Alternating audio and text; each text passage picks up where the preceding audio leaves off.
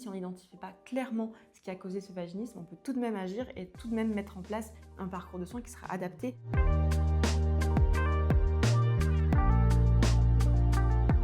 Emma, quelles sont les causes possibles d'un vaginisme et comment y remédier?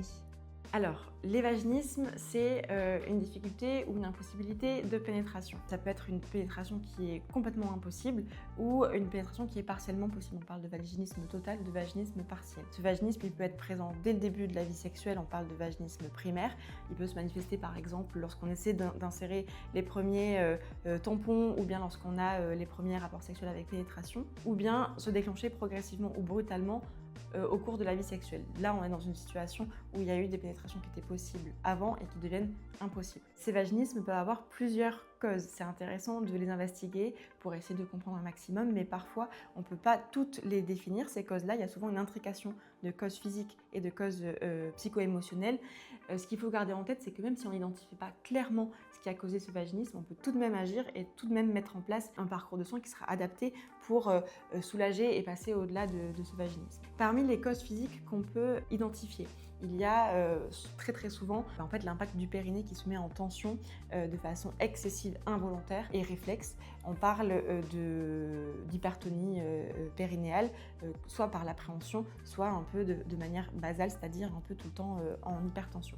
En hypertonie. Ça s'aborde, ça se soulage avec une rééducation adaptée chez une kiné par exemple. Il va y avoir aussi certaines chirurgies, certaines lésions au niveau gynécologique, certains traumatismes au niveau du bassin et du haut ou du bas du corps qui peuvent impacter en fait la posture et la respiration. Il va y avoir la posture et la respiration de base qui peuvent être impliqués.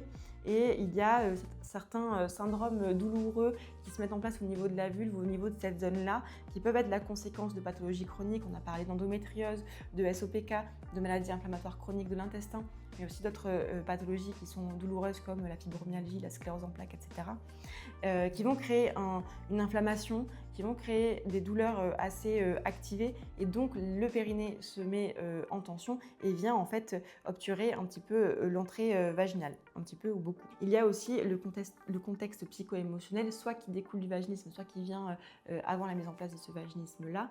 Ça peut être une éducation taboue, stricte, voire parfois religieuse qui fait un peu le flou autour de la sexualité, voire qui amène une perception négative de la sexualité, une perception négative de soi, des antécédents de traumatisme, que ce soit sexuel ou plutôt généraux, comme des syndromes de stress post-traumatique. Il peut y avoir des complexes physiques, des problématiques relationnelles. Tout ça, ça peut venir créer tout un environnement, un contexte propice à développer un vaginisme. C'est pour ça que c'est intéressant d'avoir à la fois une prise en charge physique avec une kiné ou une sage-femme et une prise en charge psycho-émotionnelle avec un ou une psychologue ou un ou une sexologue.